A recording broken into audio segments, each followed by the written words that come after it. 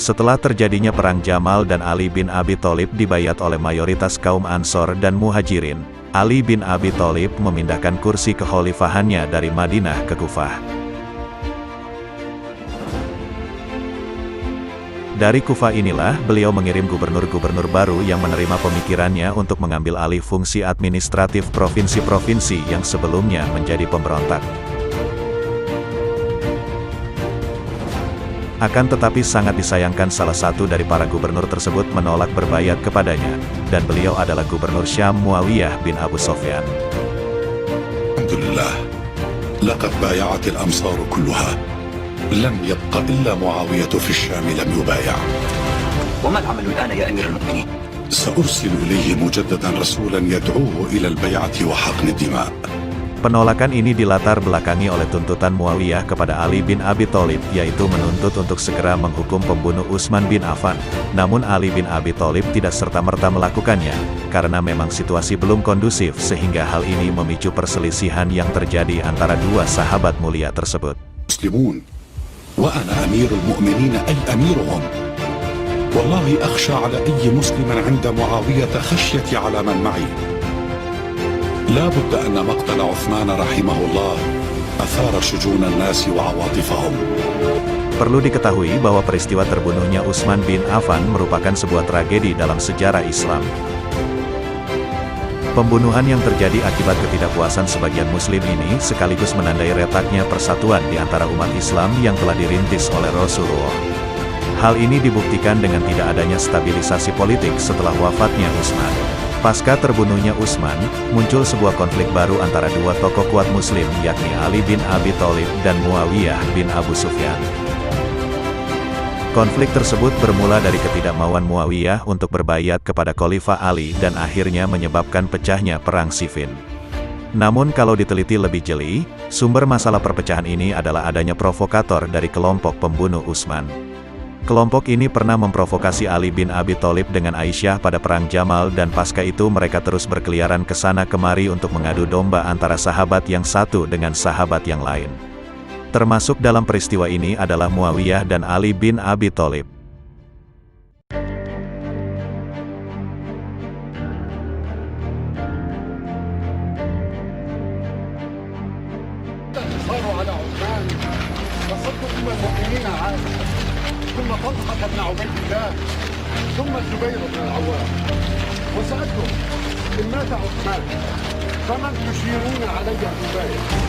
فأجمعوا على علي بن أبي طالب الثلاثة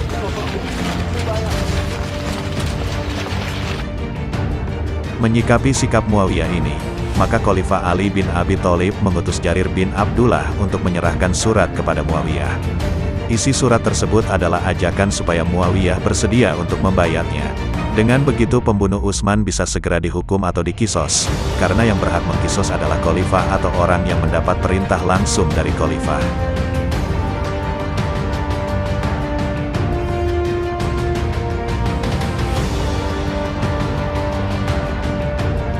كم اشتقت إليك يا جرير بن عبد الله وكم أحن إلى أيام المدينة. سقى الله تلك الأيام مرت ولن تعود. هذا كتاب أمير المؤمنين علي بن أبي طالب إليك أيها الأمير. وقد أكثرت الحديث في أمر قتلة عثمان، فادخل فيما دخل الناس فيه وبايع، ثم حاكم القوم إلي أحملك وإياهم على كتاب الله تعالى. يا معاوية، إنك رجل عاقل حليم، فلماذا لا تبايع أمير المؤمنين فتجمع شمل الأمة وتحفظها من التشرذم والانقسام وتكسب خيري الدنيا والآخرة؟ أنا لا أنازعه الأمر ولا أدعي أن لدي الحق بذلك، لكن عثمان قتل مظلوما ولابد من تنفيذ حكم الله في القتلة. فهل بايعته أولا ثم طلبت القصاص لاحقا؟ أنا وأهل الشام جميعا نرى تقديم حكم القصاص على البيع. فكيف تطلب القود والقصاص وأنت لم تبايع عليا ولم تعترف به خليفة؟ إني لا أعلم أنه أفضل مني وأحق بالأمر مني، لكن ألستم تعلمون أن عثمان قتل مظلوما وأنا ابن عمه والمطالب بدمه؟ فائتوه وقولوا له ليدفع إلي قتلة عثمان وأنا أسلم له. لسنا في الجاهلية يا معاوية لنفأ بأقاربنا. القصاص حق ولي الأمر، فكن حفظك الله مفتاح الخير، تجمع أمر الأمة بعد فرقتها ويكون لك بذلك الأجر العظيم. يا جرير، إن الطريقة التي قتل بها عثمان تقشعر لها الأبدان. Namun sayang, ternyata Muawiyah tidak serta-merta menerimanya. Setelah mendengar kabar penolakan Muawiyah ini, beberapa sahabat mulia mulai mengambil sikap masing-masing. Dalam kondisi seperti ini, mereka layaknya makan buah si malakama, memilih sikap pada situasi yang sulit, karena tidak mau memperlebar perpecahan sesama kaum muslimin.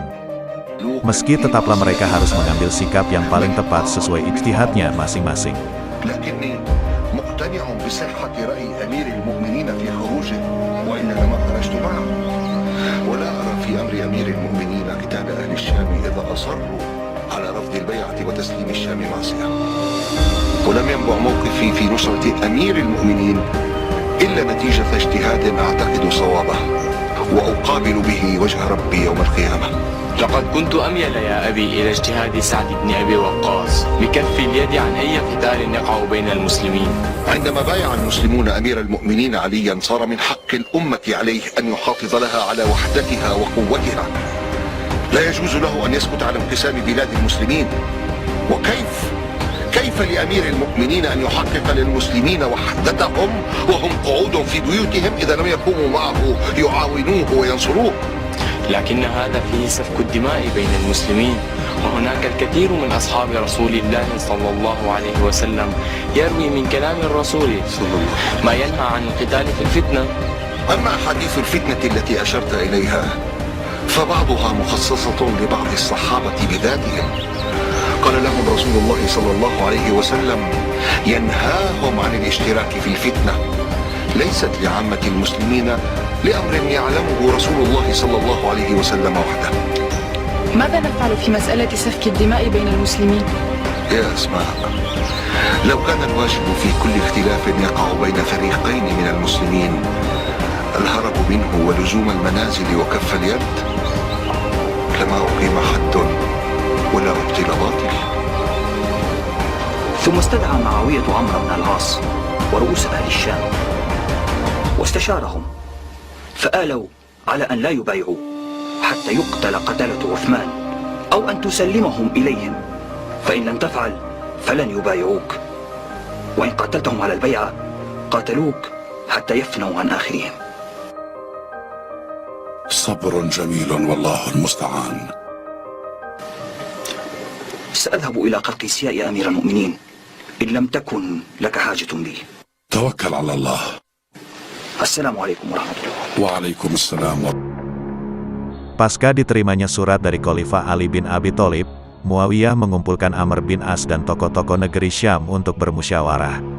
Setelah bermusyawarah, mereka memutuskan untuk menolak berbaiat kepada Ali hingga para pembunuh Utsman ditumpas atau Ali menyerahkan para pembunuh tersebut. Jika ia tidak memenuhi permintaan ini, maka mereka akan memerangi Ali dan menolak berbaiat kepadanya hingga mereka berhasil menghabisi seluruh pembunuh Utsman. يقنع عليا بأن حوله قوة. السلام عليكم ورحمة الله. وعليكم السلام ورحمة الله. أتترك أمير المؤمنين هكذا بثوبه الذي قدم به من المدينة؟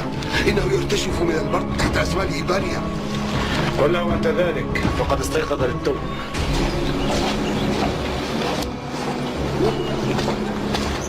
يا أمير المؤمنين، لقد جعل الله لك ولأهل بيتك في هذا المال نصيبا، وأنت تصنع بنفسك ما تصنع، فارحم نفسك وصن عافيتك. والله ما أرزقكم من مالكم شيئا، وأن على قضيفة التي خرجت بها من منزلي من يوم توليت الخلافة لم أغيرها. ألن تشاركنا في مسيرنا إلى الشام يا قعقاع؟ هل عزم أمير المؤمنين على ذلك؟ نعم، Amirul Mukminin Ali bin Abi Thalib akhirnya merespon ancaman Muawiyah dengan berangkat ke Syam.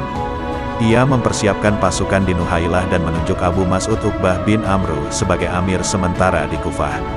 Sebelum berangkat, beberapa orang menganjurkan agar khalifah tetap tinggal di Kufah dan cukup mengirim pasukan ke sana. Namun beberapa orang lainnya menganjurkannya supaya turut keluar bersama pasukan.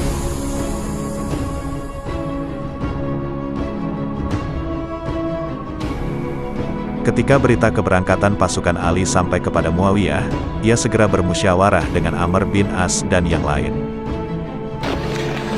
بلغني خروج علي على رأس الجيش المتجه إلينا فما ترى يا ابن العاص؟ أرى أن تخرج إليه بنفسك أيها الأمير فقد بلغني أن القبائل تلتحق بجيش علي أثناء مسيره إلينا فإن خرجنا إليه واجهناه خارج الشام والتحقت بنا القبائل على الطريق. Sementara Ali bersama pasukannya bergerak dari Nuhlailah menuju tanah Syam. Sebenarnya dalam perseteruan dua sahabat mulia ini adalah seandainya Muawiyah mau mengalah demi menghindari perpecahan akan bisa terselesaikan dari awal. Alasan utama Muawiyah adalah segera mengkisos pembunuh Utsman, sedangkan dalam mengkisos harus dilakukan oleh khalifah. Peristiwa ini sangat disayangkan karena benih-benih perpecahan sudah mulai tumbuh di kalangan kaum muslimin, mengingat kala itu informasi hanya lewat surat menyurat sehingga justru memberi celah yang lebar bagi kelompok pembunuh Khalifah Utsman untuk melancarkan aksinya.